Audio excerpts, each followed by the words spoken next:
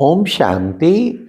आज सुनते हैं प्यारे बाबा की 22 मार्च की मुरली से दिल में छपने वाली गहराई की बातें। आज की मुरली में बाबा ने कितना सुंदर दिल में छपने वाली बात कही। बाप इतना बड़ा विश्व का कल्याण कर रहे हैं, तुम बच्चों को भी कुल्हा देना चाहिए, कांद देना चाहिए, अर्थात साथ में स्पॉट करना चाहिए। हाँ, कितना आज, अरे बाबा आप तो सारी दुनिया को सपोर्ट करने वाले हैं, आपको किसी की जरूरत नहीं है, पर बच्चों का भाग्य बनाने के लिए बाबा कहते तुम्हें भी देना चाहिए। थैंक यू बाबा, कितना आप हम बच्चों को प्यार से समझाते हैं। आज बाबा ने कहा कि बच्चे, सर्विस करने वालों को ज्ञान का नशा रहेगा। हाँ, फिर बाबा ने कहा जैसी सर्विस वैसा फल। तो जो बच्चे सर्विस करते उनको फल भी वैसा मिलता। फिर बाबा ने कहा नंबर 1 सर्विस है दूसरों को नॉलेज देना, बहुतों को सुख दे के चक्रवर्ती बनाना, यह है नंबर 1 सर्विस। बाबा ने कहा मेहनत करनी है, 100 में से 1 जगेगा, फिर भी मेहनत करनी है। फिर बाबा ने कहा सर्विस के लिए बुद्धि बड़ी रिफाइन चाहिए। समझाना चाहिए, बुद्धि बहुत रिफाइन चाहिए। फिर बाबा ने कहा देखो बच्चे, जिनमें क्रोध का भूत होगा वो क्या समझाएंगे। हाँ, और ही बाबा की डिससर्विस कराएंगे। बाबा ने कहा क्रोध का भूत, फिर काम का भूत, और भी बाल बच्चे बहुत हैं। तो बच्चे इनसे अपने आप को बचाना, तभी तो सर्विसेबल बन पाएंगे। जिनमें विकारों का भूत होगा वो सर्विसेबल कैसे बन पाएंगे। आज कितना सुंदर गीत था, कौन आया आज सवेरे सवेरे, शिव बाबा आया आज सवेरे सवेरे।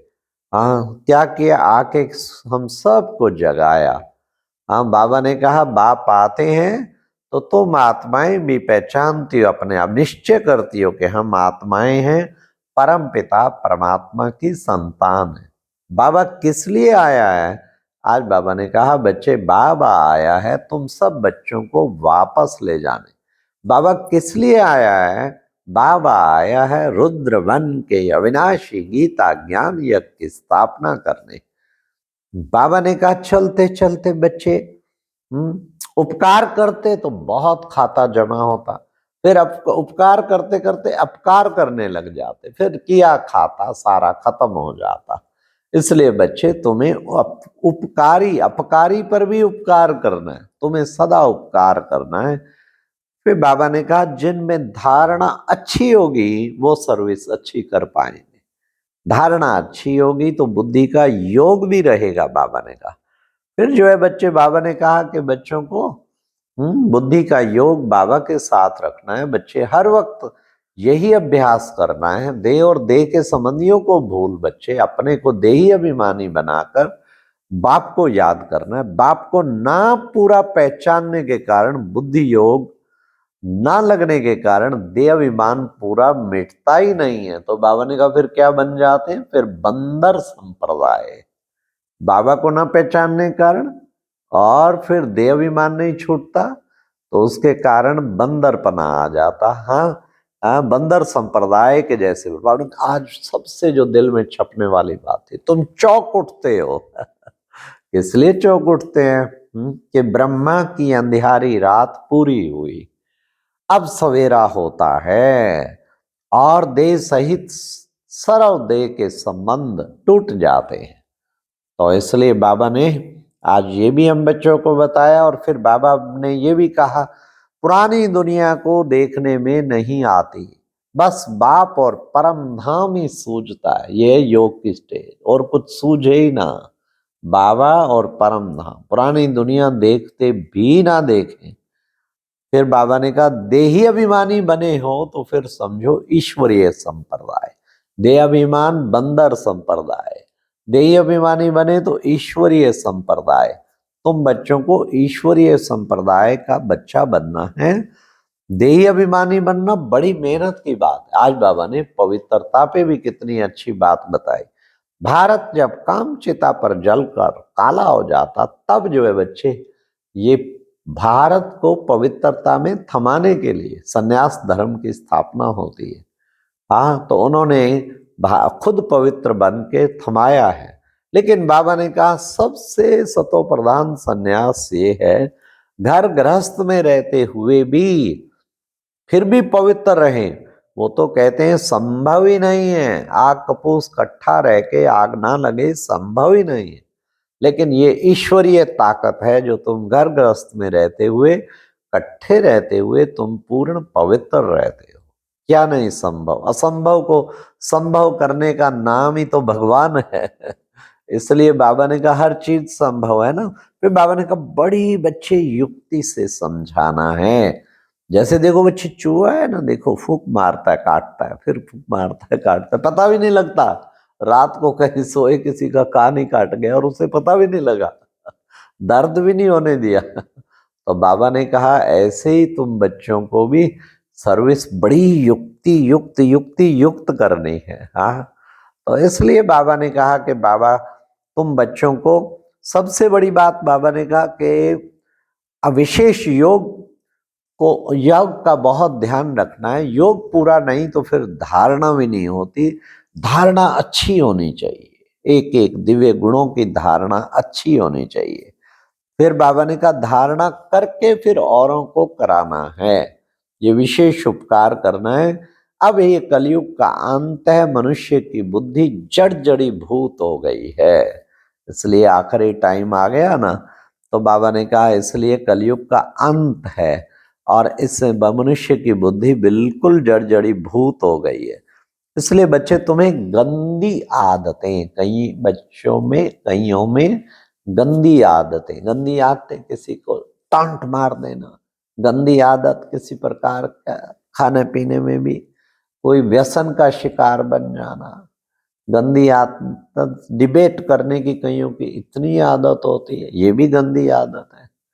तो कई प्रकार की गंदी आदतों की लिस्ट निकालो। जो गंद, कहीं बार बार व्हाट्सअप देखते रहना, फिल्म देखते रहना, कुछ और देखते रहना, बड़ी गंदी आदत है। तो बाबा कहते हैं श्रीमत के विरुद्ध जो भी आदतें पाली हुई है ना, वो सब गंदी आदतें हैं। अच्छे अच्छे बच्चों से भी माया कुछ ना कुछ करा लेती है। यह है, बाबा ने क्या नाम दिया, यह है सब देह अभिमान की शैतानी। तो ऐसी शैतानी से अपने आप को बचाना है। देह अभिमान की शैतानी से सदा अपने को बचा के रहो।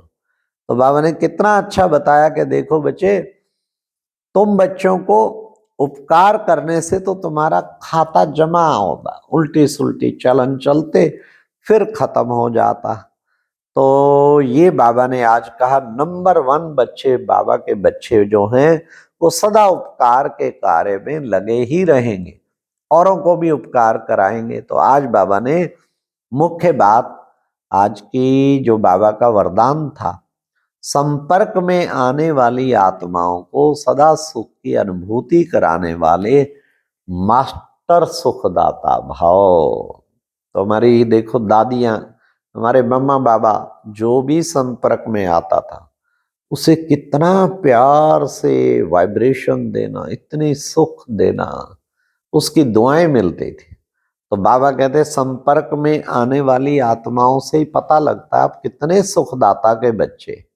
तब बाबा ने कहा मास्टर सुखदाता भव, अर्थात सबको सुख देना है, कैसे भी करके हमने सबको सुख देना है, कभी किसी को दुख नहीं देना। क्योंकि बाबा ने कहा दुख देंगे तो दुखी होकर मरेंगे। और सुख देने का तरीका क्या है, जो भी संपर्क में आए उससे सबसे पहले तो रूहानी दृष्टि से देखना ही सुख देना है।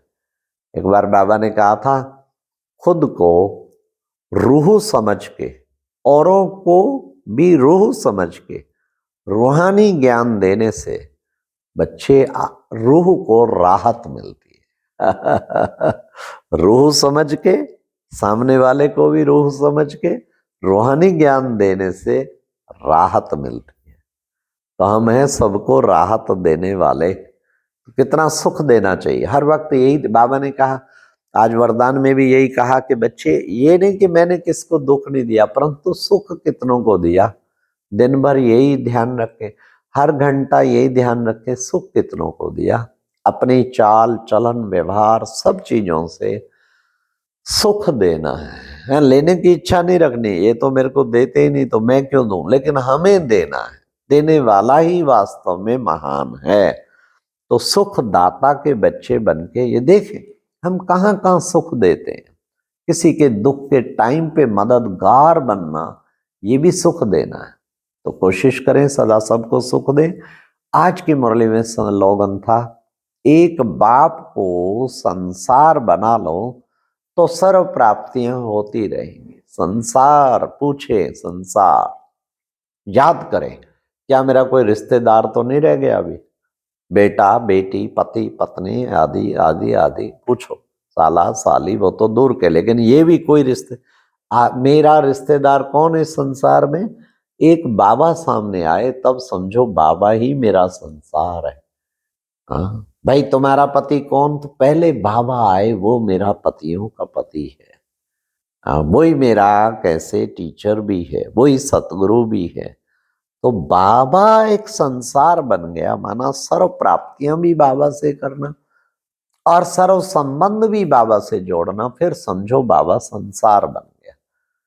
कोई प्रॉब्लम आई तो भी बाबा से, प्रॉब्लम को हल करने वाला, समस्याओं का समाधान करने वाला भी बाबा है।